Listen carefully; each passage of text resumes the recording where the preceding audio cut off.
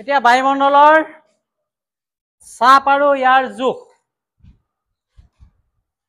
বায়ুমণ্ডলৰ চাপ যে তাৰতম্য হয় তাৰ কাৰণ কি এই বিষয়খিনি আমি আলোচনা কৰিম গতিকে বিষয়বস্তুটো ইন্টাৰেষ্টিং হয় ভালকে পঢ়িব লাগিব আৰু পঢ়িলেহে বুজি পোৱা যাব এনেই মুখস্থ কৰিলে নহব বিষয়বস্তুটো ভালকে জানিবই লাগিব ঠিক আছে আমি গৈছো এতিয়া আমাৰ মেইন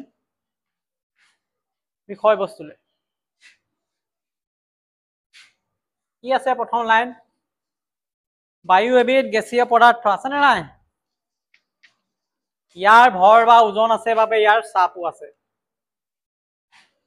এইটো এটা প্ৰশ্নৰ উত্তৰ বায়ুৰ কিয় চাপ আছে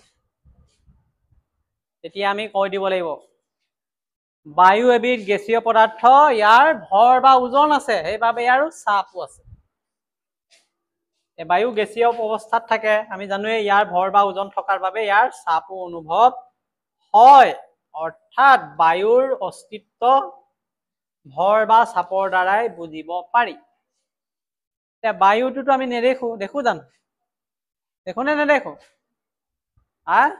নেদেখো তেনে গম পাওঁ বায়ু আছে এইটো অনুভৱ কৰিছো এতিয়া বতাহ এজাক আহিছে খুন্দিয়াইছে খিৰিকীখন মেল খাই গৈছে এইটো বায়ু আছে তাৰমানে এইটো চাপ সৃষ্টি কৰিছে তাৰ ওজন আছে সেইটোকে কৈছে আকৌ কি কৈছে ইয়াত আহি গ'ল আন এটা প্ৰশ্ন বায়ুৰ সমষ্টিয়ে যিহেতু বায়ুমণ্ডল বায়ুমণ্ডলৰো গতিকে চাপ আছে বায়ুমণ্ডলৰ কিয় চাপ আছে প্ৰশ্ন তেনেকুৱা বায়ুমণ্ডলটো সেই বায়ুবিলাকক একলগ হৈ সমষ্টি হৈয়ে গঠিত হৈছে গতিকে নিজস্ব যেতিয়া বায়ুৰে চাপ আছে গোটেই বায়ুখিনি একগোট হৈ বায়ুমণ্ডল হৈছে গতিকে বায়ুমণ্ডলৰ চাপ থাকিব নে নাই বায়ুমণ্ডলৰ চাপ আছে বায়ুমণ্ডল কি তেতিয়া আকৌ এই কথাষাৰ লিখিব লাগিব বায়ুমণ্ডল হৈছে বহুতো গেছ একেলগে থকা এক প্ৰলেপ লেয়াৰ আৰু এই প্ৰলেপটোৰেই স্বাভাৱিকভাৱে চাপ আছে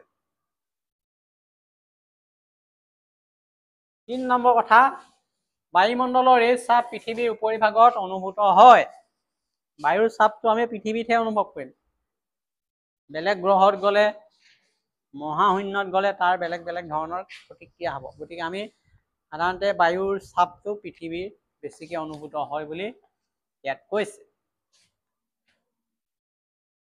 গতিকে পৃথিৱীত থকা মানুহ জন্তু গছ পাত এইবোৰে অনুভূত হয়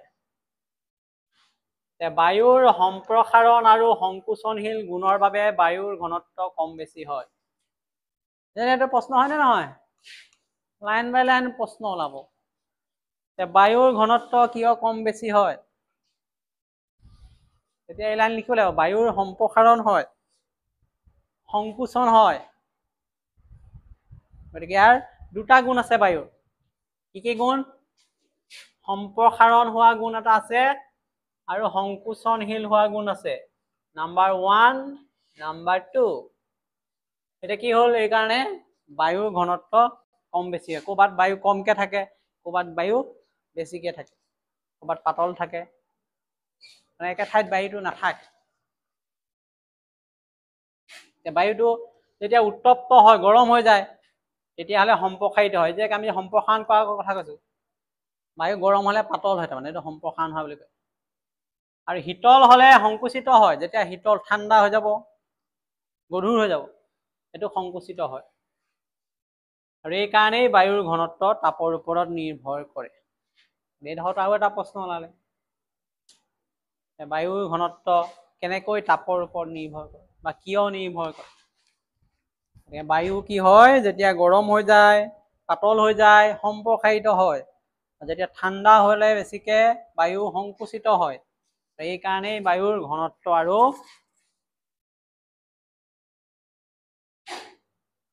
তাপৰ ওপৰত নিৰ্ভৰ কৰে ইয়াত আৰু এটা কথা আহিলে বায়ুৰ ঘনত্ব বাঢ়িব যেতিয়া বেছি বায়ু যেতিয়া থাকিব ইয়াৰ চাপো বৃদ্ধি পাব অৰ্থাৎ ভূপৃষ্ঠৰ পৰা ওপৰলৈ বায়ুমণ্ডলৰ ঘনত্ব আৰু চাপ হ্ৰাস পায় বায়ুৰ ঘনত্ব বাঢ়িলে চাপ বৃদ্ধি পাব। বেলুন দেখিছানে নাই তোমালোকে? এই বেলুনটো কথাই ক'লো। কম যেতিয়া বায়ু থাকিব বেলুনটো তাৰ চাপটো কম পৰিব। পৰে নে নপৰে? যদি বেলুনটোত বেছিকে বায়ু ভৰাই দিওঁ ঘনত্ব বাঢ়িব না তাৰ? বাঢ়িব। চাপ বাঢ়ি যাব নে নাই? হেঁচা বেছিকে পৰিব, বেলুনটো ফুটি যাব। কিন্তু কমকে ভৰাই থলে বেলুন ফুটিব নেকি? নুফুটে। তেনেকুৱা বস্তুৱে গাড়ী চকা এটা নিৰ্দিষ্ট এটা হিচাপ আছে কিমান থাকিব গেছ, তাতকৈ বেছি দিলে গাড়ী চকাটো ফুটিব নে নাই? অৰ্থাৎ এই বায়ু ঘনত্বটো বেছি হৈ যাব তাত, তেতিয়াহ'লে তাৰ চাপটো বেছি পৰিব আৰু ফুটি যাব। সেইকাৰণে কৈছে বায়ু ঘনত্ব বাঢ়িলে চাপ বাঢ়ে, আৰু ভূপৃষ্ঠৰ পৰা ওপৰলৈ যেতিয়া গৈ থাকিম আমাৰ বায়ুমণ্ডলৰ এই ঘনত্ব কম বেছ হৈ থাকে, চাপো কম বেছ হৈ থাকে। বায়ু গধুৰ হলে চাপ বেছি পৰে, আৰু ওপৰলৈ গৈ থাকিলে গেছৰ পৰিমাণ কমি যায়, এই ওপৰলৈ গলে চাপো হ্ৰাস পায়। এতিয়া বায়ুৰ চাপ মানে কি সুধিব, আমি পাই গলো এতিয়া। বায়ুমণ্ডলৰ চাপ দৰাচলতে প্ৰতি একক ক্ষেত্ৰফলত, এইটো একক ক্ষেত্ৰফল এটা স্কোৱাৰ,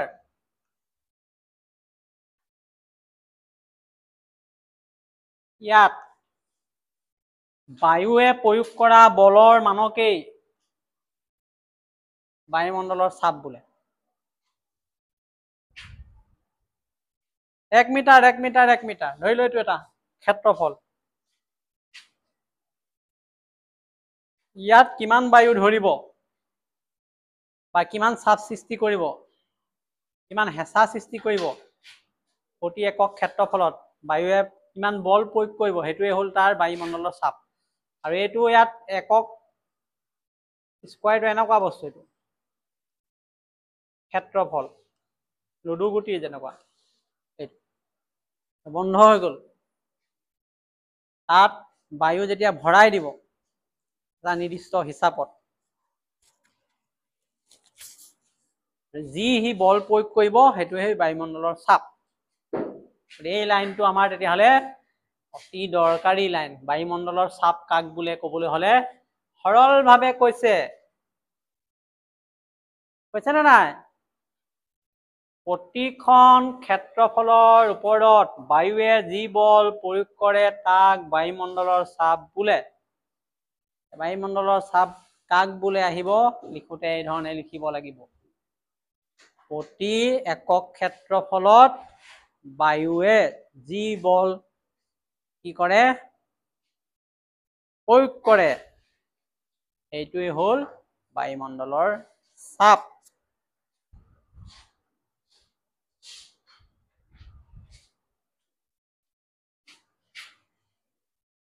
বায়ুমণ্ডলৰ চাপৰ জোখ সাগৰ পৃষ্ঠত লোৱা হয়।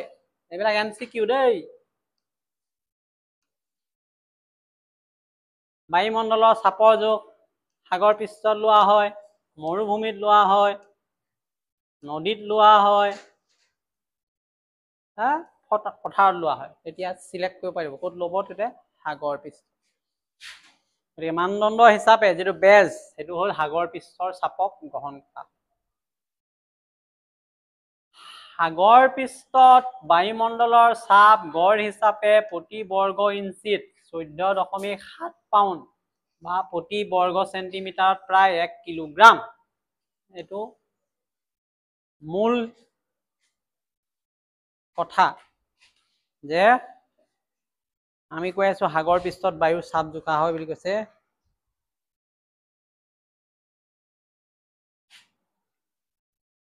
গতিকে সাগৰ পৃষ্ঠত বায়ুমণ্ডলৰ চাপ গড়ে প্ৰতি বৰ্গ ইঞ্চিত 14.7 পাউণ্ড আৰু প্ৰতি বৰ্গ চেণ্টিমিটাৰত 1 কিলোগ্ৰাম। এতিয়া যে বায়ুৰ চাপ জোখাৰ কথা কৈ আছে, কিহে জুখিব? বায়ুৰ চাপ জোখা এটা যন্ত্ৰ আছে, যন্ত্ৰটোৰ নাম হৈছে বেৰ'মিটাৰ। এইটো আহে বায়ুৰ চাপ কিহে জোখে, তেতিয়া কি লিখিব লাগিব? বেৰ'মিটাৰ।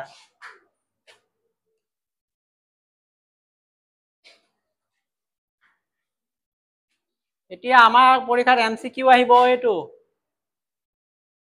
যে সাগৰ পৃষ্ঠত বায়ুমণ্ডলৰ গড় চাপ কিমান, এতিয়া 1 কিলোগ্ৰাম, সেইটো কথা মনত ৰাখিব লাগিব প্ৰতি বৰ্গ ইঞ্চিত। গতিকে বেৰ'মিটাৰৰ সহায়ত বায়ুৰ চাপ জোখা হয়। বায়ুমণ্ডলৰ চাপ জোখাৰ বাবে ব্যৱহাৰ কৰা যন্ত্ৰটোৰ নাম বেৰ'মিটাৰ। এইটো আছিলে ইন্ট্ৰডাকশ্যন পাৰ্ট।